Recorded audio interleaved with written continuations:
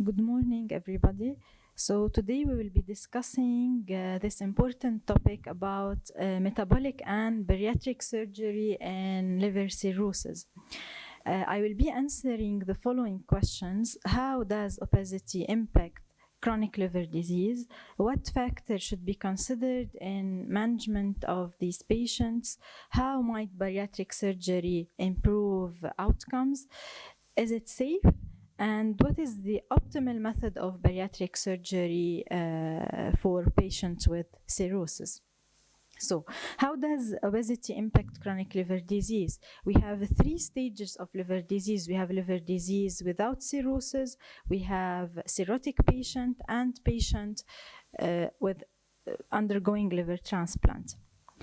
In patients with chronic liver disease but without cirrhosis, we can see this is a summary in the AGA of multiple studies. We can see that obesity is a risk factor, of course, for fibrosis progression, for increased mortality, morbidity, and also it is a risk factor for hepatocellular carcinoma and non-alcoholic fatty liver disease, even without cirrhosis. As for cirrhotic patients, it is a risk factor for decompensation in all of its forms. It is a risk factor for portal hypertension, of course, for increased mortality, and for hepatocellular carcinoma. It also will affect the procedure of liver transplant. It is associated with increased perioperative complications.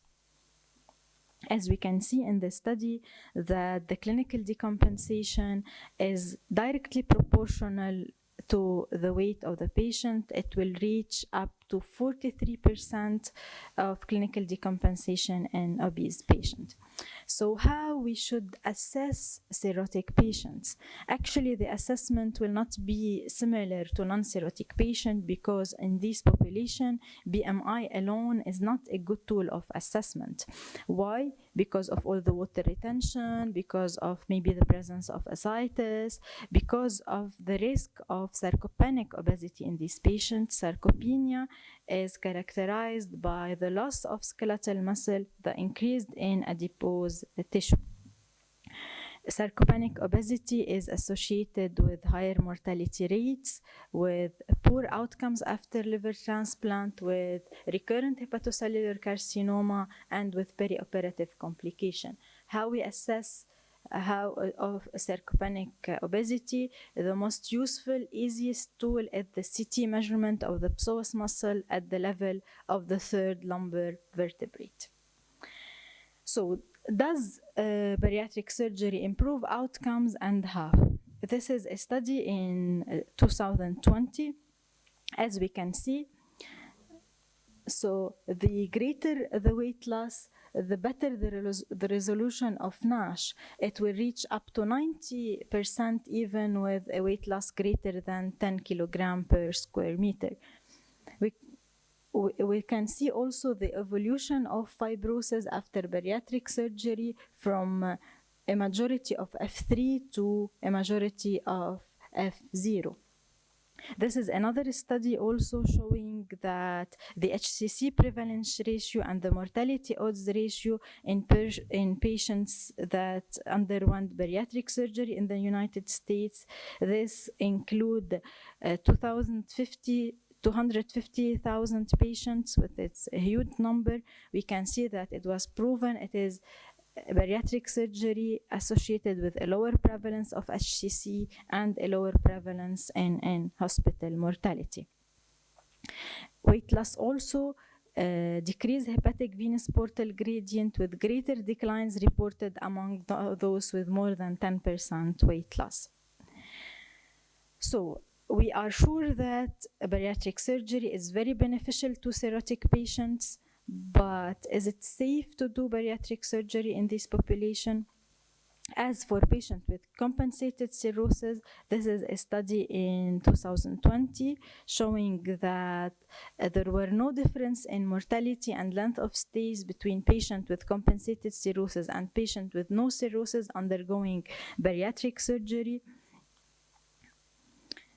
Actually, the only difference was seen between decompensated cirrhosis and no cirrhosis. So we can say that it is safe to do surgeries, metabolic surgeries in compensated cirrhosis, none in decompensated cirrhosis.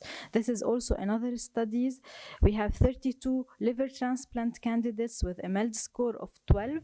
These patients were listed on for transplantation because they had a history of hepatic decompensation, but all patients were controlled at the time of sleeve gastrectomy. As we can see for the results, there were no perioperative death or liver-related mortality. The MELD score remained the same after 1 year. And one patient only experienced major perioperative morbidity secondary to a gastric leak, but was managed successfully and non-operatively. What about patients with decompensated cirrhosis? So we know that it's not safe to do surgeries on decompensated cirrhosis. The only option we have is to do sleeve gastrectomy concurrent with or after transplant. This is a mini-series in Mayo Clinic of 7 patients undergoing a combined liver transplant and sleeve gastrectomy together. The results were compared to a group of patients that were previously obese, reducing their BMI less than 35 before liver transplant. Comparing the two groups, the hospital stay and complication rate were similar. And even the 3-year outcome data demonstrated durable weight loss, favorable metabolic profiles, and excellent graft and patient outcomes for the patient with liver transplant and sleeve gastrectomy. So it is safe to do bariatric surgery, but what type of bariatric surgery? This is a study, the first study comparing sleeve gastrectomy versus Roux-en-Y gastric bypass. It showed improved liver chemistries at 1 year with sleeve gastrectomy compared to bypass.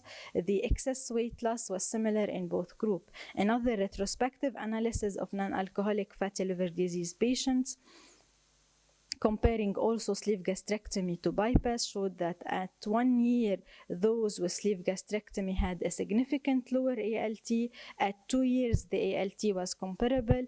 The excess weight loss at 2 years was greater with bypass, of course. So as per expert opinion, according to the AGA, we think that the optimal procedure is a laparoscopic sleeve gastrectomy.